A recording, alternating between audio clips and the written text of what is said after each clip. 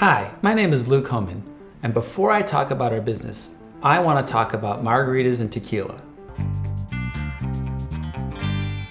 Now, the essential ingredient of a margarita is a quality tequila. And you can't use just any kind of, low-level tequila. You got to use the good stuff. If you'd like a little bit more rich flavor, you want to go with an añejo. If you want a nice crisp flavor, you want to go with a reposado. Now the trick is you have to start with fresh squeezed lime juice, agave nectar, tequila, and then if you want a little fanciness, you can add a little bit of Cointreau. Now the ratios are really important.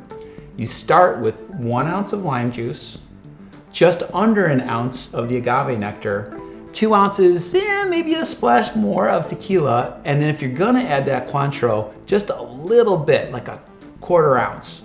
You shake it, you pour it into a glass, skip the salt, you don't need the salt, enjoy.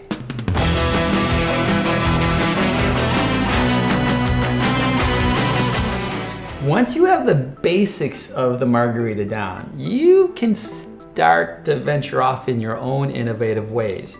A big one for me is to take some jalapeno, slice it, muddle it. Now, when I started making drinks, I didn't know what muddling was, right? I had to go to the dictionary and figure it out. That's when you take the thing and you put it in the glass and you smash it down with a wood stick. You shake your margarita, but here's the trick. If you put in the jalapeno, you don't want those bits of green going through. So you put ice in the glass, you put a strainer on top, you strain what you mixed up so the little bits of the muddled jalapeno are not there.